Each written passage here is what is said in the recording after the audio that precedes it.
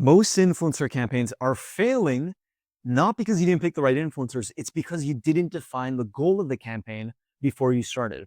And that's why in this video, I'm going to show you how to define your goal as a brand. So that way, when you're reaching out to influencers, you're able to do it more effectively, get higher converting influencers, and make more money with them. So let me show you how it's done. So we've got the template over here. I'm going to actually have the link in the description for free. Feel free to get it. And what I'm going to do is take a campaign for a brand and create it alongside, and you can do the same. So let's just put this on duplicate view. Now we're going to go through this list. I have curated a list of over 20,000 companies that have sponsored creators in the past. And if you'd like access to this, just comment this down below. Now, what we're going to do, let's say we take Goose Creek. So this is the company we're going to do. FYI, here is a sponsorship that they've already done. So we're going to look at this at the end and see how this aligns with what they've already done. But let's search up the company. First thing we're going to do is we're going to get an overview of what they're doing, and we're going to make some assumptions. So this is a candle company. They're selling candles. Just toss them right over here. The product that they are launching, let's see over here. It's a new candle, and I believe it is Pumpkin Harvest. Let's just toss this in. Perfect. And the campaign launch window is going to be for Christmas. So we're just going to write December. Now, the primary objective of this campaign is to get conversion. They're looking to get people to buy their product, right? So we're just going to do this full screen so it's a little bit easier for you to see. Highlight this. If you're a company, take this sheet, walk through it, make sure you've got your goals clearly defined. It's going to really help you pick out those best influencers. And really, it's just conversion we care about. We don't really care about where we need more people buying product. So now we're going to write the goal of the campaign in a single sentence. Okay, we even got an example over here. In this case, the goal is pretty simple. We are looking to spread our new pumpkin line of candle to millennials who want to do scent therapy, who want to be healthier with better smells, and who are looking for alternative medicine to traditional healthy medicine. And we have this tool that just put this in. So we got this mapped out right over here. KPI mapping. So now you're going to decide what KPI do you want. In this case, we are looking for more conversions. So we're going to select this quite simply.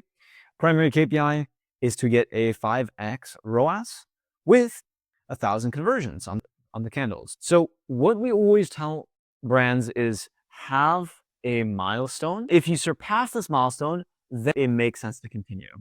So for this brand, if it was going to make them an extra 50,000, then you scale. If you don't, then you iterate, okay?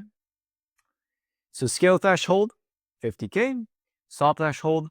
So if you start losing money and you get to negative 20K, that means we stop and we look either for better creators or redefine the goal of the campaign.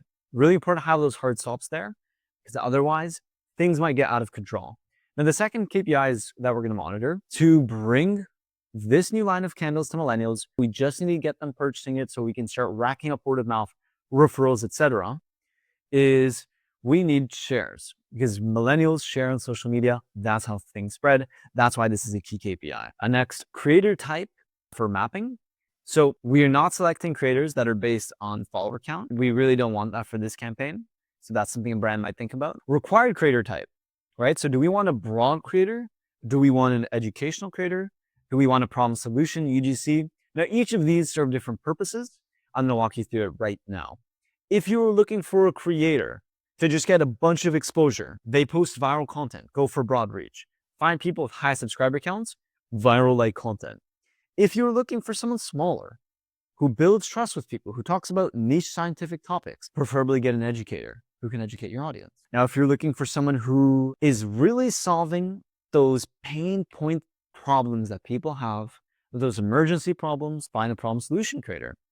And if you're looking for someone, just make content, you can just take someone who has good hooks and they'll be able to produce UGC. We're looking for an educator because we are trying to spread health awareness of our new candles. And by finding an educator, we're going to build the most trust, lower our customer acquisition costs the most, and we're going to get the most out of it. Now, when you are finding creators, you're going to use the score sheet to score them from 1 to 5. It's going to help you immensely. So which creators are we going to test? So this will fill in last, and just because it'll take a little bit of time and because you want to sort each creator individually. Shortlist rules. So a minimum to test is always good. A maximum budget per creator. So the maximum we typically like to put is 1,500. That creates a total investment of 115,000. This is a typical campaign, gives you wiggle room to play around if things are succeeding, but then also gives you that safety net so you're not over investing. Can we do a live role play? Okay, we've got Atlas Labs over here. They have a productivity supplement line, etc. You can look at the rest of this. I've got it down below. Essentially, once you've got this filled in, this will become a reference document that you can come back to, right?